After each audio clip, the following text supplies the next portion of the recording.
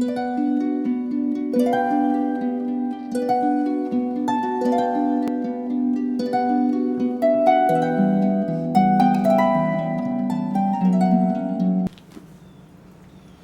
guys, it is Wednesday here at Witches of the Moon, and I am your hostess, Blythe. This week's topic is the difference between hoodoo, voodoo, and Santeria. Now, Nimbus and I have decided to split this video because he knows a lot about hoodoo, and I may know more about Santeria and voodoo than he does, so this is how we decided to do it. Also, so the differences right off the bat, hoodoo is a magical practice and Santeria and voodoo are traditions. So they are traditions, and we'll go more into that. The similarity that I know of is that I believe, well, definitely all three of them work with their ancestors and spirits. I believe all three of them work with the saints. I do know the hoodoo and Santeria works with the saints. I'm not entirely sure on voodoo.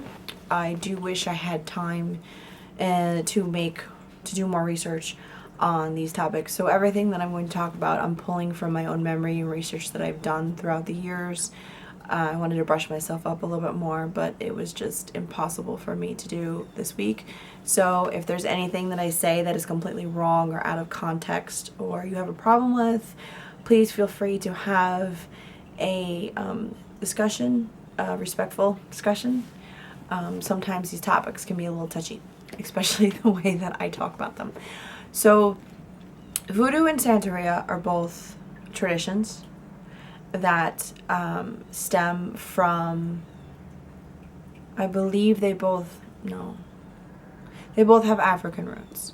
I know that Santeria started from the Yoruba peoples, and I believe that they were based in Nigeria, and voodoo comes from Haiti.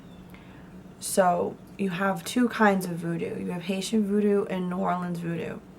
New Orleans voodoo, and from what I have read, is a little bit more mixed and eclectic with the other practices that happen in America. And Haitian voodoo, I don't want to say it like this, but maybe more pure to the traditional forms because there's less mixing with other cultures. So Santeria comes from Africa, and it made its way over here with the slave trade, I believe. It's very heavy in the Spanish cultures.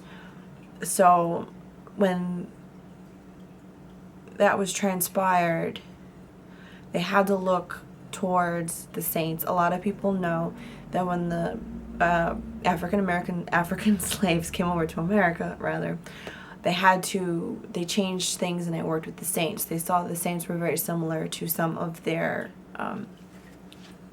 spirits that they were working with. So they don't, from what I know, they don't think they're actually working with the saints. The saints are a representation of their spirits. Now I say spirits, not their God, because they both believe in one God. And then the Orishas, which has to do with Santeria, are all spirits.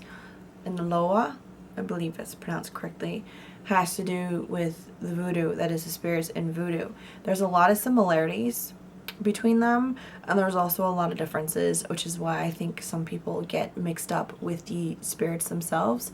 You also have other traditions that have come out of Africa and Yoruba. So you have Ifa, Palo Mayombe, that come from, are close, very similar to Santeria. I'm trying to not flub here because I don't want to offend anybody. And like I said, you have the two forms of voodoo. I read a long time ago there was actually three, but I can't recall them right now. So the similarities in both of them is that they are initiatory. And then there is also a reason for this. I also believe to claim to be a Wiccan, you have to be initiated into a Wiccan coven, because that is just my belief. There are people that claim to work with the Orishas and the Loa that are not initiated, and if they actually work with them or not, That's not up for me to decide. I do know that when you become initiated in any tradition, you are given secrets and you are given the knowledge and a way to approach these spirits and the deities, and a way to talk to them, and to do rituals in their names, and any kind of spell work and offerings and anything else that you need. That knowledge is passed down, which if you're not initiated, you're not going to get the knowledge. A lot of people that are initiated in these traditions say that the people that are not and think that they are working with the Orishas are not working with the Orishas. They're actually working with another spirit that is tricking them. So that is one of those things that you have to use your own intuition on. This is not something that I'm very interested in the practices, but I would not go and start approaching these spirits because that's just not who I am. I have a lot of respect for them and I know a lot of things about the practices, but it's not something that I'm interested in actually doing. So for me, I would not start approaching them. But I do know people who have worked with them. So, and these people are people that I've respected, so I know that they're not pulling my leg. And they're not initiated either. But in order to actually say that you practice Santeria or Voodoo or Ifa or any of the, or Palo Mayombe, you have to be initiated. That's how it is. So one of the things that I wanted to talk about was the voodoo doll. The voodoo doll did not come from voodoo. The voodoo doll came from Europe. Puppets were very, very popular in Europe with their sympathetic magic. Why they're associated... is that a stink bug? Why they're associated with voodoo, I am not exactly sure. I think people associate them with evil and dark workings. Why voodoo and hoodoo and Santeria are associated with evil, dark workings, I'm not sure.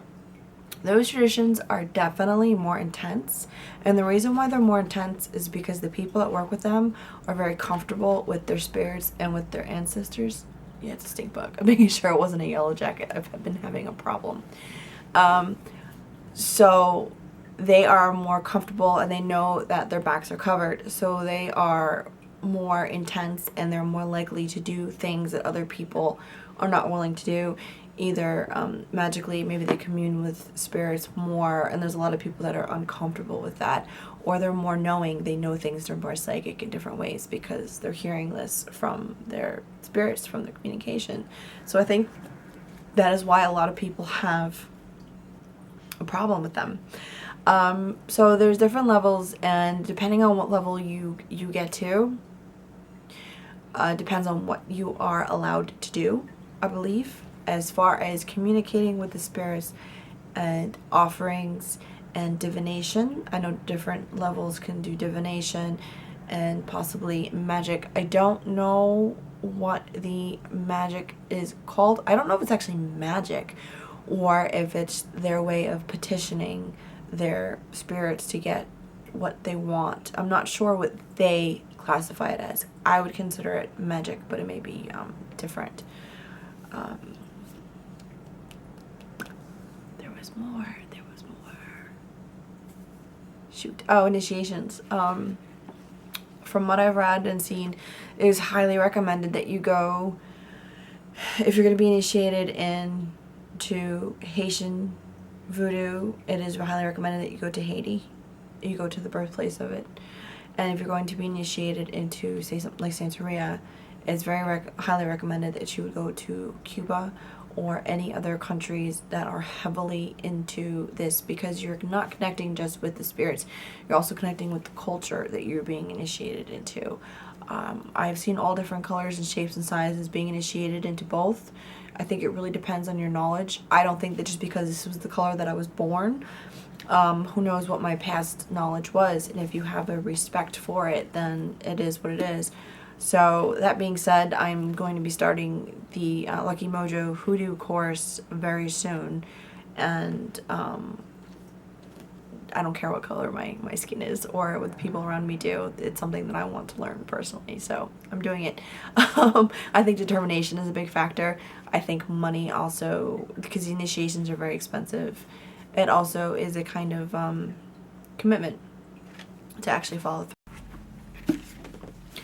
So some books that are recommended on the subject matter is Santeria, the religion. I read a lot of this book. I didn't finish it because I had a hard time understanding some of the words.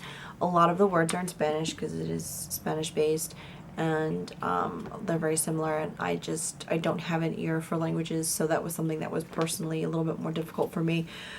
But this book is a great book, and it has a lot of information in it. Of course, you're not going to get the super secrets, but this will explain everything a lot better. And there's also a book that was recommended called Haitian Voodoo, and it was written by a Mambo, can't recall name, and cover is purple.